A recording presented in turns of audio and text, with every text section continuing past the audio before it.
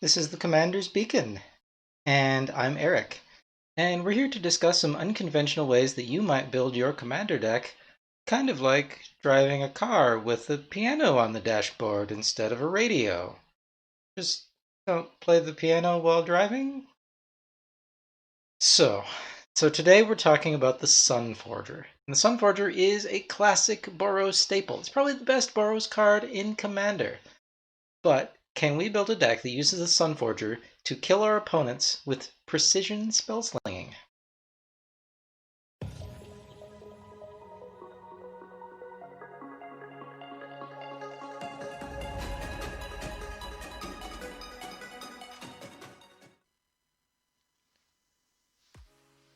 Okay, so Syr Gwyn, Hero of Ashvale, is a human knight for 6 mana in Mardu colors.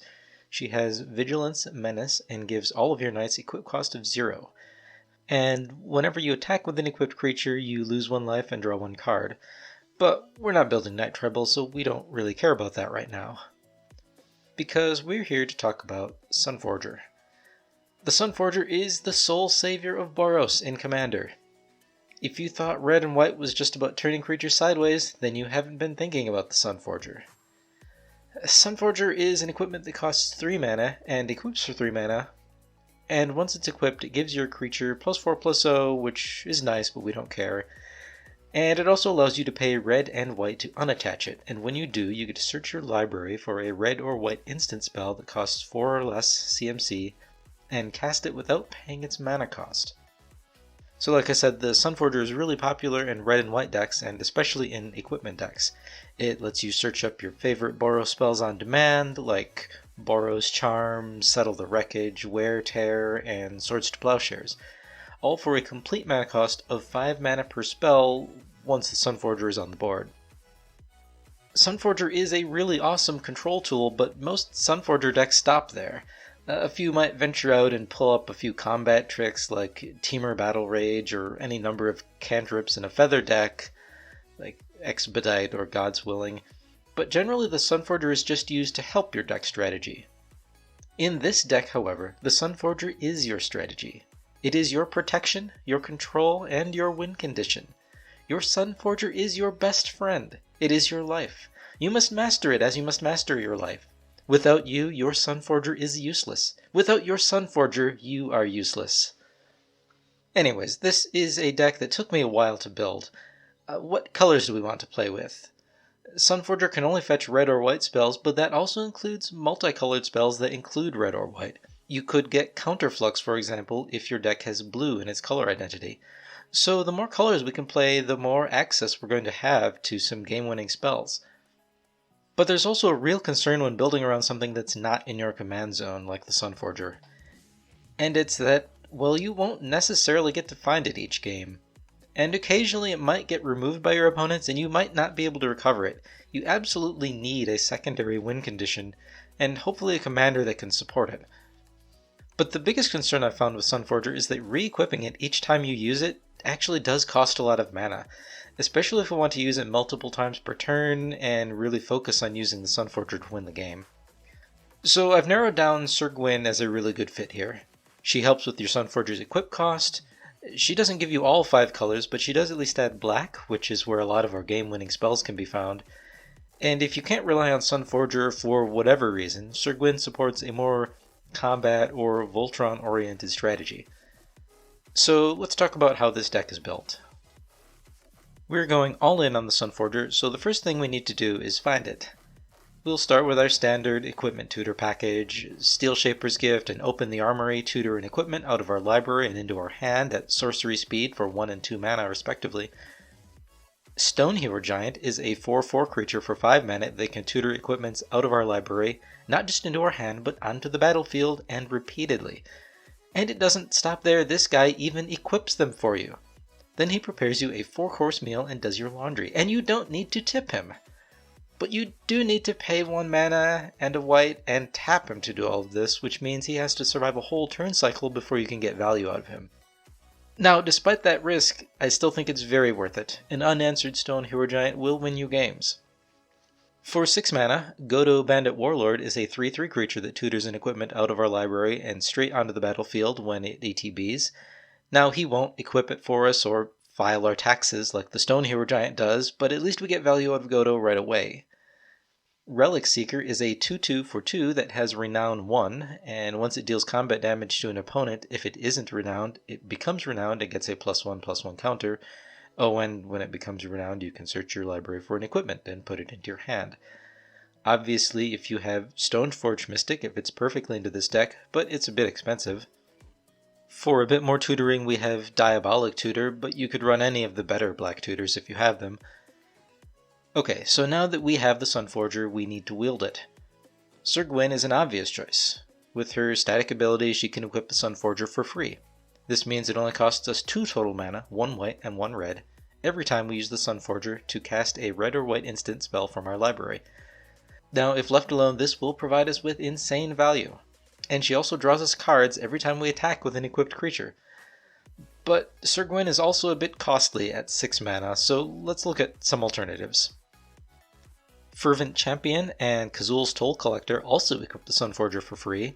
Fervent Champion is a 1/1 for 1 red mana, and it also has First Strike, and it reduces all equip costs onto it by 3 mana.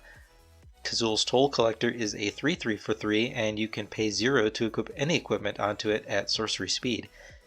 And Pure Steel Paladin is a 2/2 that costs double white. It draws you a card when an equipment enters the battlefield under your control, and it has Metalcraft.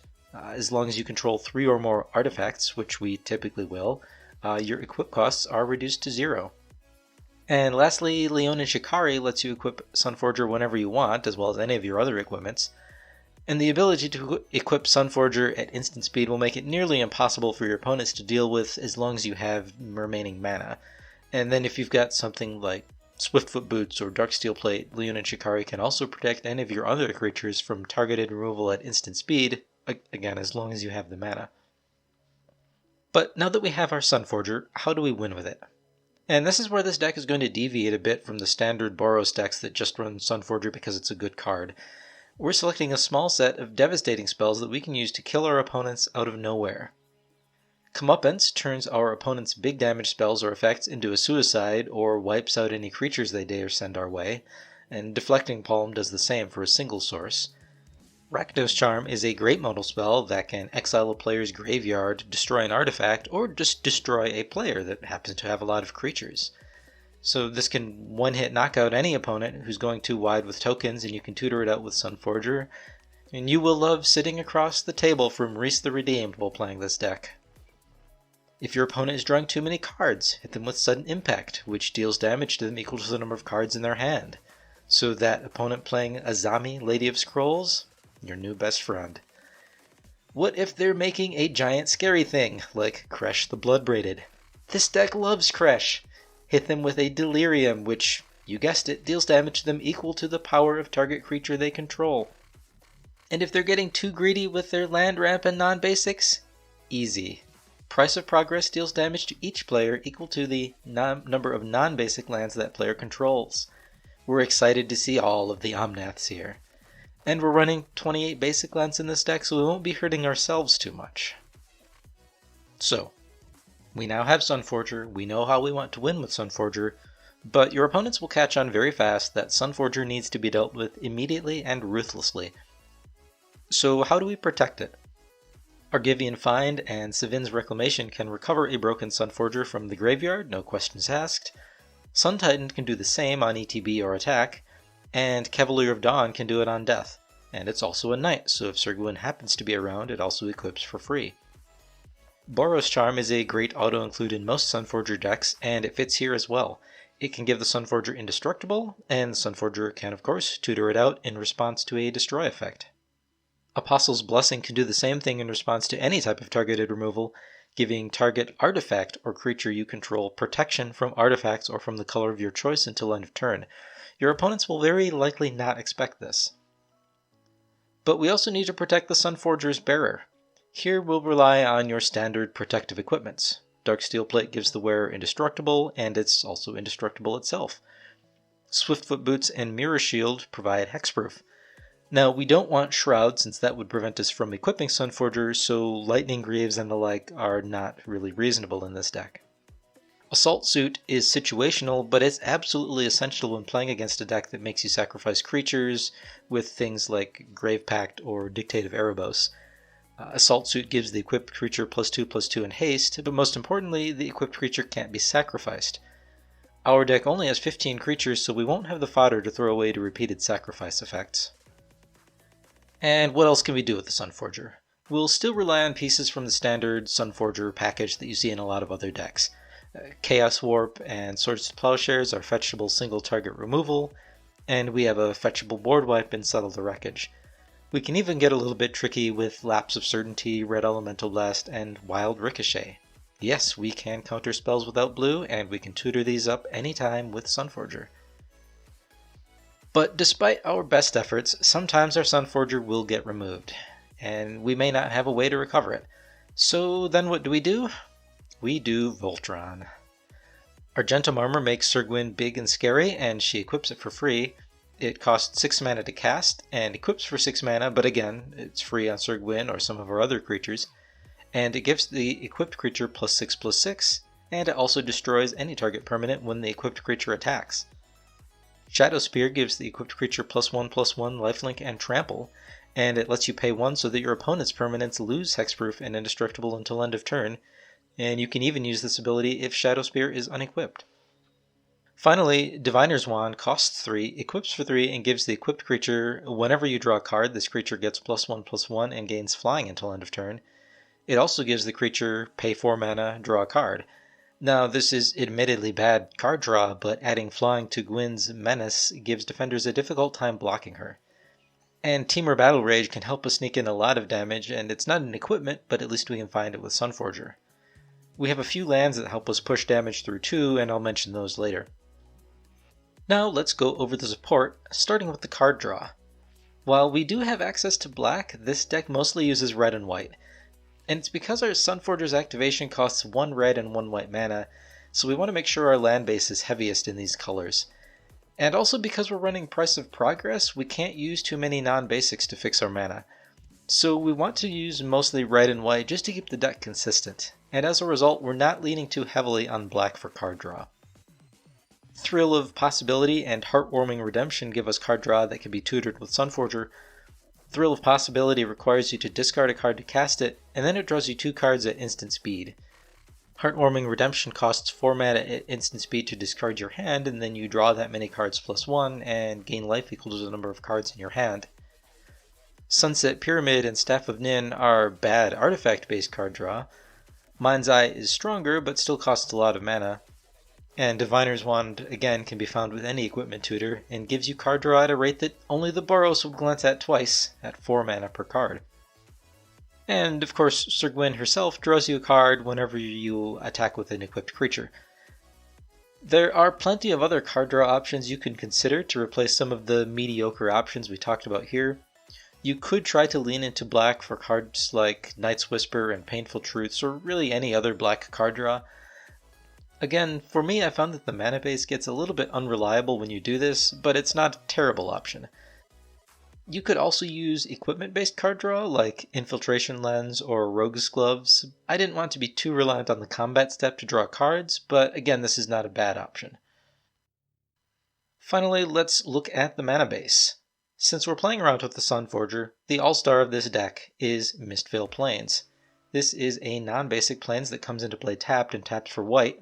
You can also pay white and tap it to put target card from your graveyard on the bottom of your library, as long as you control at least 2 white permanents. So this lets us reuse the spells that we tutor for with Sunforger once per turn cycle. Mistvale Plains is really so important to the functioning of this deck that we've got a few ways to tutor for it. Expedition Map can find us any land, and we've got Knight of the White Orchid, Oreskos Explorer, and Tithe that can find us a Plains. But there are several other cards that tutor out Plains specifically, and depending on your playstyle and your budget, you can swap for any of these. Now again, this deck is running a lot of basic lands because one of our possible win conditions is Price of Progress, and remember this can be found with Sunforger and deals damage to each player equal to twice the number of non-basic lands they control. so we run a pretty small number of non-basics so we don't kill ourselves. My build of this deck is running 37 lands, of which 28 are basic plains, swamps, and mountains. Outside of basics, I have a few lands that fetch basics, like Terramorphic Expanse, Evolving Wilds, and Myriad Landscape. But if you've got access to more expensive fetch lands, they work great here too. There's a few lands that help with combat, since Gwyn Voltron is our fallback strategy. Rogue's Passage can make a creature unblockable, Sunhome Fortress of the Legion can give a creature double strike, and Slayer's Stronghold gives creatures haste and vigilance until end of turn. Finally, Buried Ruin can help us recover a lost artifact, probably Sunforger. So that is the deck. You can check out the video description for the full deck list. So how can you expect this deck to play? This Sunforger deck is very surgical. You won't win with huge, overwhelming board states or massive spells. Your kills will be clean and precise, knocking out 1 or 2 opponents at a time, often with a single spell out of nowhere. This deck is for you if you like thoughtful and reactive gameplay and spell slinging, if you like to keep your threats hidden and win in a single decisive play. This deck also scales really well with your opponent's power level. If your enemies aren't drawing a bunch of cards, then you can't nuke them with sudden impact. If they aren't going off and making dozens of tokens, then Rakdos Charm won't kill them.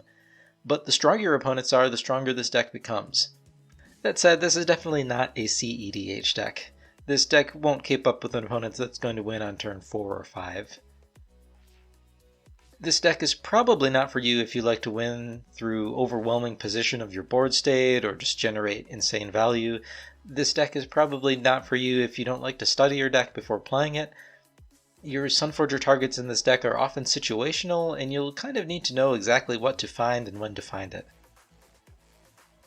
So let's break down some of this deck stats. This deck has an average CMC of 2.84. We are running 37 lands, 15 creatures, and 10 pieces of equipment. Outside of our commander, we have 7 sources of card draw, 11 pieces of ramp, and 6 cards that help us find our Sunforger. We have 9 pieces of single target removal, again most of them fetchable with Sunforger, and 2 board wipes. This deck has a value of a bit under $200 at the time of this recording. I wanted to make it a bit more budget, but Boros is also kind of bad, and a lot of the things that we need to make this deck function, like the equipment tutors and some of the equipment themselves, just don't have budget versions available, and we're not even running any of the swords. I would probably rate this deck at a 6 to 7 power level. Now, if you increase the budget to push up the mana base and the mana rocks and maybe use some of the swords and things like Stoneforge Mystic, you could probably get it up to about an 8. Unfortunately, while we have a pretty diverse package of kill spells with our Sunforger, there are some gaps. There are some strategies that our opponents may use that will allow them to win without triggering any of the conditions that our big kill spells rely on. And in those cases, we may need to rely on our Voltron strategy instead, which generally can't compete at a high power level. And that is my take on a Sunforger deck using Syr Gwyn as the commander. Please like this video or subscribe if you found any of this useful. I'll be posting weekly videos describing all sorts of unconventional ways that you can build your commander decks, from budget alternatives to top 10 lists to deck techs. And thank you for watching.